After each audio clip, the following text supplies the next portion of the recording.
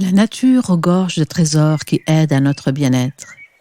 La nature nous raconte l'humanité à travers l'usage des plantes culinaires et médicinales. Les premiers remèdes remontent à la préhistoire et les plus anciennes pharmacopées ont plus de 6000 ans. La phytothérapie est une sagesse ancestrale intimement liée aux guérisseuses, des sorcières botanistes qui connaissaient d'instinct et d'intuition les pouvoirs des plantes et détenaient des savoirs uniques face aux maux et à la maladie. Je te présente Sorcière en herbe, le podcast de Conteuse végétale, une émission où je te raconte l'histoire passionnante des plantes, la magie des végétaux et leur ingéniosité à créer des molécules originales. Je te livre aussi quelques secrets pour les utiliser et préparer des remèdes simples pour les petits maux du quotidien. Je suis Sonia Bellouti, diplômée de phytoaromathérapie, consultante feng shui et énergéticienne des lieux de vie. Je suis autrice et chroniqueuse, une écoféministe, une sorcière des temps modernes. Et si tu m'écoutes, tu peux me donner ton avis sur YouTube ou Spotify ou Apple Podcast et aussi y laisser une petite note. Pour cet épisode, j'ai envie de jouer aux charades. Mes premières sont très actives et aromatiques. Mes secondes sont riches en vitamines et en acides gras essentiels. Mon tout est une synergie des premières et des secondes.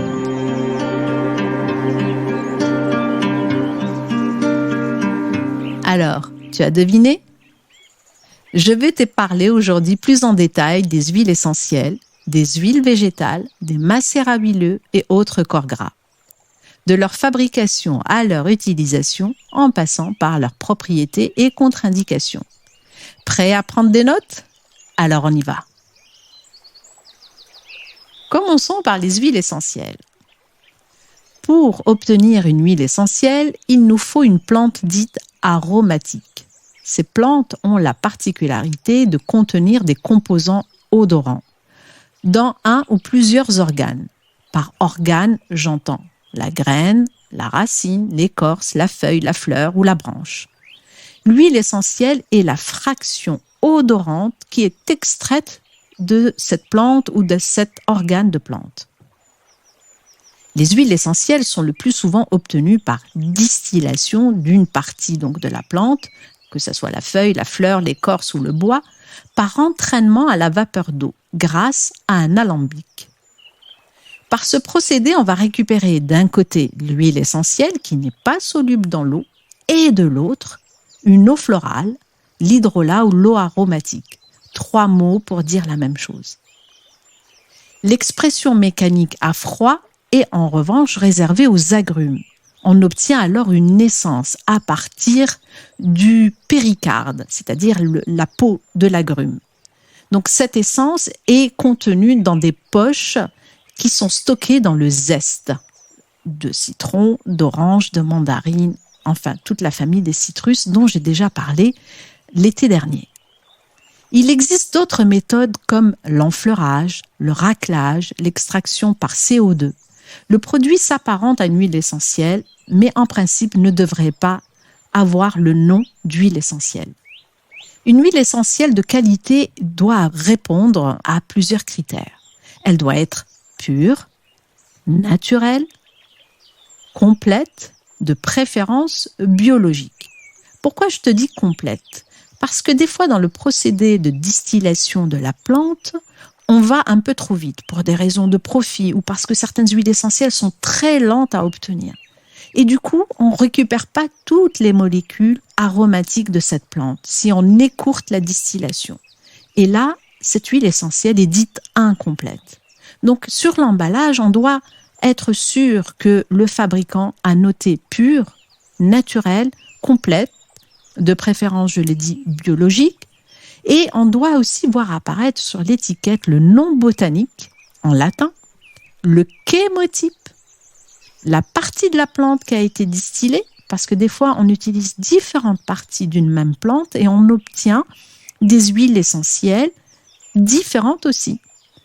Le numéro du lot, bien sûr, les principaux constituants, c'est-à-dire la famille moléculaire majoritaire. Et je vais en parler plus en détail un peu plus tard. Qu'est-ce qu'un chémotype ? Ce sont les spécificités biochimiques d'une huile essentielle. Certaines espèces, comme le thym ou le romarin, dont j'ai déjà parlé au printemps dernier, dans la série de la cuisine à la médecine, donc, où j'ai parlé des plantes aromatiques, peuvent posséder une odeur caractéristique très différente, même si elles sont botaniquement identiques. Un parfum plus ou moins camphré, qui rappelle parfois la rose, parfois la lavande. La variation du chémotype va dépendre beaucoup de la composition du sol et du biotope. Par biotope, on entend l'ensoleillement, le climat, l'altitude, la pluviométrie, enfin tout ce qui est environnemental. Le chémotype va aussi dépendre beaucoup de la période de la récolte, du mode de culture aussi. Par exemple, le thym possède 27 races chimiques différentes et toutes n'ont pas le même intérêt thérapeutique. Dans le romarin, on utilise 3 races biochimiques différentes et principales. La lavande est connue sous plusieurs noms, dont 3 très répandus en aromathérapie. Et j'en ai déjà parlé dans de précédents podcasts. Et pour ces raisons, en se fiant uniquement à l'appellation latine, selon la nomenclature botanique, on se prémunit contre d'éventuelles confusions. Le terme chémotype a été utilisé pour la première fois en 1968 par le docteur Sorensen. Qu'est-ce qu'une famille moléculaire dans une huile essentielle ? En fait, la famille moléculaire va donner une direction principale de propriété de cette huile essentielle. Chaque huile essentielle est composée de 20 à 200 substances différentes qui agissent en synergie. Des molécules majoritaires présentes dans une huile essentielle lui confèrent des propriétés particulières. Il existe une douzaine de familles. À chacune va correspondre un spectre d'activité principale, c'est-à-dire des propriétés médicinales recherchées lors d'un traitement ou pour un besoin donné. Je vais en citer quelques-unes, pas toutes les familles. Les coumarines ou furocoumarines, très présentes dans les agrumes et la famille des citrus, dans le mélilo, la cannelle, l'estragon, la lavande vraie, la mélisse et la coriandre. Ce sont des huiles essentielles, grâce à ces coumarines, qui ont des propriétés sédatives et calmantes. Elles renforcent aussi les vaisseaux sanguins et la précaution à avoir quand on a des coumarines ou de furocoumarines dans une huile essentielle, c'est qu'elles sont irritantes et photosensibilisantes. Puis nous avons les esters. Les esters sont présentes dans la Gualtérie, la camomille noble ou romaine, dans l'hélicryse italienne ou l'immortelle. Ce sont des HE, des huiles essentielles du système nerveux central. Elles sont aussi antispasmodiques et antalgiques. Attention, quand il y a des esters, il y a des risques d'allergie et d'intolérance à l'aspirine. Par exemple, dans la Gualtérie, qui est un concentré d'aspirine-like. Puis nous avons les cétones. Les cétones sont présents dans le curcuma, la sauge officinale, le romarin camphré, la menthe poivrée. C'est une huile essentielle indiquée dans les infections du système respiratoire. Elles sont aussi, à partir du moment où il y a des cétones, neurotoxiques et abortives.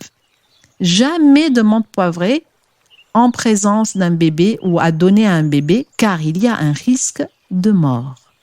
Donc il est bon de savoir, quand vous achetez une huile essentielle, si elle contient ou pas des cétones. Les oxydes, on va les retrouver dans l'eucalyptus globuleux et radié, le niaouli, le ravintsara, le laurier noble, le myrte vert. Ce sont des huiles essentielles antivirales, expectorantes, anti-inflammatoires et antalgiques. Elles sont aussi neurotoxiques. Les alcools monoterpéniques se retrouvent dans la menthe poivrée, la lavande vraie, le palmarosa, le géranium. Ça confère à ces huiles essentielles des propriétés antimicrobiennes et antiparasitaires. Elle est aussi immunostimulante, tonique du système nerveux. Quand il y a une présence d'alcool monoterpénique importante dans une huile essentielle, c'est qu'il ne faut pas l'appliquer sur une surface étendue du corps. Les sesquiterpéniques, c'est un mot difficile à prononcer. On va les retrouver par exemple dans le cyprès toujours vert, la sauge officinale, la camomille matricaire ou allemande, le santal blanc. Ce sont des huiles essentielles vénotoniques, lymphotoniques. Elles protègent aussi les cellules et elles sont souvent hormone-like. Donc à éviter chez les personnes aux antécédents personnels et familiaux de cancers hormonodépendants, que ce soit une femme ou un homme. Et puis je finirai avec les phénols. Les phénols se retrouvent dans le thym, le clou de girofle, l'origan compact, la sarriette des montagnes, la cannelle de Ceylan, mais de la feuille et non de l'écorce. Ce sont les meilleurs anti-infectieux et antimicrobiens à large spectre. Les huiles essentielles qui contiennent donc les phénols, on peut les utiliser un peu comme un antibiotique à large spectre, mais il faut faire attention parce qu'elles sont aussi dermocaustiques et hépatotoxiques à forte dose ou sur la durée. Donc ne pas appliquer par exemple pur, ni par voie orale, ou alors avec vraiment des précautions et un suivi médical. Ces familles moléculaires confèrent aussi des propriétés énergétiques aux huiles essentielles. Pour cette partie dite énergétique, j'en parlerai plus longuement dans un épisode entier sur l'aromathérapie énergétique dans les prochaines semaines.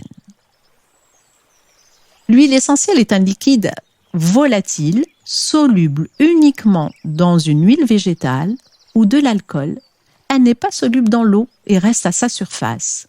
Donc, on ne va jamais prendre une huile essentielle dans un verre d'eau parce qu'il y a un risque très important de brûlure et d'irritation dermique et des muqueuses. Comment donc on peut prendre l'huile essentielle?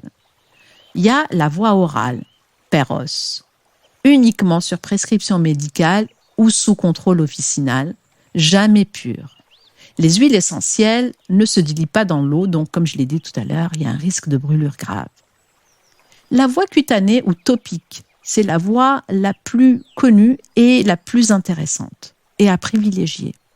La voie cutanée est systémique, c'est-à-dire qu'elle traverse la peau et pénètre dans le sang. D'ailleurs, on retrouve des traces d'huile essentielle dans les urines dans les 1 à 2 heures qui suivent l'application d'une huile essentielle sur la peau. Elle est acheminée donc dans tout l'organisme. En gros, si tu as mal à la tête, tu peux très bien mettre une huile essentielle pour calmer le mal de tête sur le bras. Ça marche aussi. On applique en général l'huile essentielle diluée à 0,5 jusqu'à 30% selon l'huile essentielle utilisée dans une huile végétale ou un gel neutre et selon bien sûr le contexte. Exceptionnellement, certaines huiles essentielles peuvent être utilisées pures en urgence. C'est le cas de la lavande vraie par exemple. On utilise aussi les huiles essentielles en inhalation humide. Quelques gouttes dans un bol d'eau chaude qui vont agir sur les muqueuses nasales. Toutes les huiles essentielles ne sont pas compatibles avec ce mode d'administration. Donc il faut le vérifier dans la littérature ou auprès de ton pharmacien ou de ton médecin. Il y a aussi l'inhalation sèche. Il s'agit de mettre 2 gouttes sur un mouchoir que l'on va respirer. C'est le cas du citron, de la menthe poivrée ou du gingembre. La diffusion atmosphérique aussi par un diffuseur électrique ou à jet, le mieux c'est d'utiliser un diffuseur à vapeur douce. On respire l'air de la pièce imprégné d'actifs. Jamais en présence de bébés et jamais en présence d'animaux, en particulier des chats qui ne savent pas métaboliser les huiles essentielles et donc ça peut les tuer. Et puis nous avons le bain aromatique. 5 à 10 gouttes d'huile essentielle diluée dans une huile végétale ou un gel douche neutre. Avant de le verser dans le bain, entre 33 et 38 degrés. Les huiles essentielles, je le répète, ne se diluent pas dans l'eau. Donc il y a un risque de brûlure grave, d'autant que l'eau est chaude. Jamais ne mettre une huile essentielle directement dans un bain, dans de l'eau, tout simplement, parce que ça va rester à la surface. Et avec la chaleur, ça va coller à la peau et brûler la peau. Et puis, dernier mode opératoire, le suppositoire ou les ovules, donc la voie rectale ou vaginale, uniquement sur prescription médicale, bien sûr. On ne donne jamais d'huile essentielle à une personne allergique. Je ne parle pas des allergies aux huiles essentielles, mais de toutes les allergies avec un risque de choc anaphylactique. On ne donne pas non plus d'huile essentielle à une personne épileptique. Aucune huile essentielle et aucun mode d'administration ne conviendront à ces personnes. Les précautions spécifiques sont à prendre quand il s'agit de femmes enceintes, allaitantes, les bébés et les jeunes enfants. Et puis, il y a aussi les risques individuels, les pathologies, les risques médicaux et familiaux, les risques de prise de médicaments concomitantes. Donc, les interactions médicamenteuses. Certaines huiles essentielles peuvent inhiber ou au contraire potentialiser certains traitements. Donc, faire très attention et prendre, encore une fois, je le répète, conseil auprès de son pharmacien. Et puis, il y a les précautions générales valables pour tout le monde. Respecter le mode d'administration conseillé, respecter la posologie et la dilution. Ce n'est pas parce qu'on va rajouter des gouttes d'huile essentielle supplémentaires que ça va rendre le mélange plus puissant ou plus actif. Bien au contraire, il peut provoquer des effets secondaires et indésirables, même graves. Donc, toujours respecter la dose et la posologie qui a été indiquée. Les doses seront toujours très faibles pour les enfants, tout en augmentant la dilution.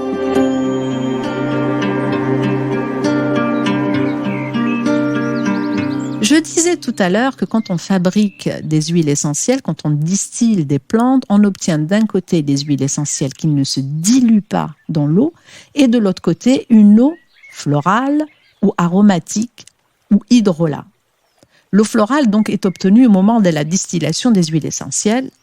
Elles sont à faible teneur aromatique et sont à la fois efficaces et sans risque. C'est l'exemple, par exemple, de la fleur d'oranger, la fleur de bigaradier, de néroli, ou la rose de Damas ou l'eau de lavande. Dès qu'une plante donne une huile essentielle, il y a forcément une eau aromatique avec les mêmes propriétés que cette dernière, mais une concentration beaucoup plus faible et donc beaucoup plus safe.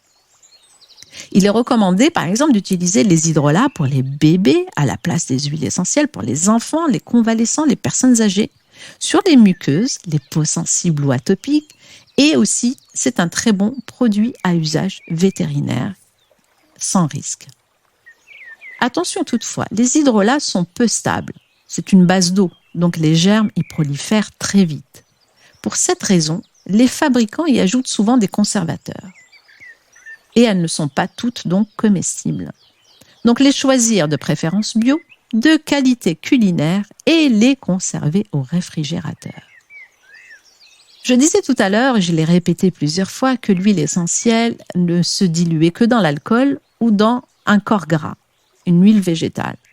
Et pour cette raison, je vais parler maintenant des corps gras, qui est une base et un excellent support à l'huile essentielle.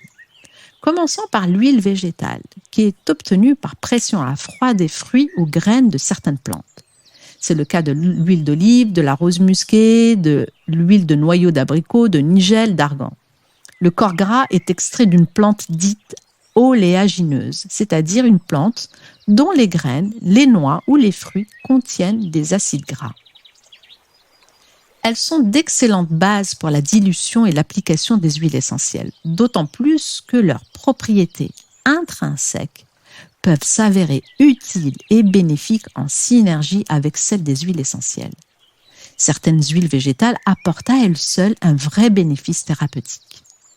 Par exemple, le noyau d'abricot, Prunus armeniaca, qui est riche en vitamines A et E, elle illumine le teint, elle hydrate, nourrit, assouplit les peaux dévitalisées, ternes, fatiguées et flétries. La rose musquée, Rosa rubiginosa, qui contient de la vitamine E, K, A et F et des squalènes, est régénérante, cicatrisante et raffermissante. L'huile d'argan, Argania spinosa, cette huile est reconstituante et assouplissante. Elle redonne élasticité et souplesse à la peau. Elle est riche en antioxydants. Elle lutte contre les signes du vieillissement cutané, très nourrissante, réparatrice et régénérante. Elle protège la peau des agressions extérieures pour les peaux normales, mixtes, sèches, matures et ternes. En fait, toutes les peaux sont adaptées à l'argan et l'argan est adapté à toutes les peaux.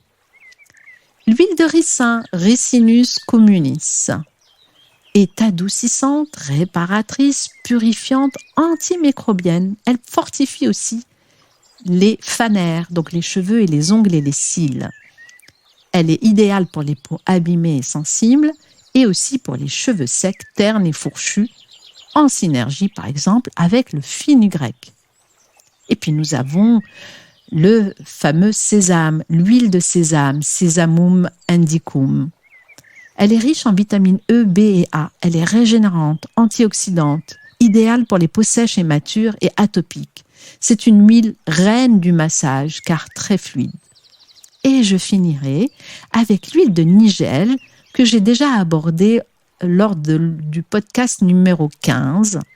Elle est très bonne pour les peaux grasses et imperfections, sèches et sensibles. On a parlé donc des huiles végétales qui sont obtenues par pression à froid d'une graine, d'une noix ou d'un fruit. Et il y a aussi les macérats huileux, que l'on appelle des huiles végétales par extension, mais qui n'en sont pas en fait. Un macérat huileux est obtenu par macération de fleurs, de feuilles ou autres parties de plantes dans une huile végétale. L'huile végétale va être en fait un solvant. Dans ce cas, l'huile de support agit pour récupérer les actifs ainsi que le parfum de la plante. On peut aussi faire digérer une plante fraîche en la mettant dans une huile chauffée au bain-marie plusieurs heures. L'huile de base dans la digestion ou la macération à chaud doit être stable et résistante à la chaleur. C'est le cas de l'huile d'olive ou de l'huile de coco par exemple. On obtient généralement un macérat huileux à partir de plantes sèches, surtout pour les parties riches en eau, comme les bulbes, les fruits ou les racines. Le fait que la partie de la plante utilisée soit sèche va éviter que l'eau contenue dans cette partie de plante fraîche ne détériore le macérat par fermentation. Mais si la macération se fait à chaud, donc une digestion, l'utilisation de la plante fraîche n'est pas un problème. Exemple de macérat huileux, donc le macérat de millepertuis, d'arnica, de calendula, de pâquerette ou de bélis, de fleurs de tiare ou le fameux monoi, d'immortelle ou d'électrise italienne et bien d'autres. Et puis nous avons, pour finir, un autre corps gras qu'on utilise moins souvent et moins connu, les beurres végétaux. Les beurres végétaux sont des produits issus, selon le type de plante, des amandes, des fruits ou des graines de cette dernière. Pour produire le beurre, les organes végétaux peuvent être pressés, tout comme les huiles végétales, ou simplement débarrassés de leur enveloppe afin de récupérer la matière qui nous intéresse, donc le beurre. Les beurres végétaux présentent des propriétés similaires aux huiles végétales, à la différence que la texture est plus solide à température ambiante. Un beurre, c'est en fait une huile qui se solidifie à température ambiante. Les plus connus sont le beurre de karité, qui est hydratant, cicatrisant, assouplissant et protecteur de la peau et des cheveux. Le beurre de cacao, avec cette très bonne odeur de chocolat, qui est antioxydant, apaisant, régénérant cutané, ou le beurre de mangue, protecteur et apaisant, et émollient, donc très bien pour les peaux très très sèches, adoucissant, assouplissant et antioxydant. Les beurres végétaux doivent être choisis purs, naturels, sans colorant, sans conservateur et sans parfum ajouté. Attention à la conservation et au transport des beurres végétaux qui se liquéfient à partir de 25-30 degrés.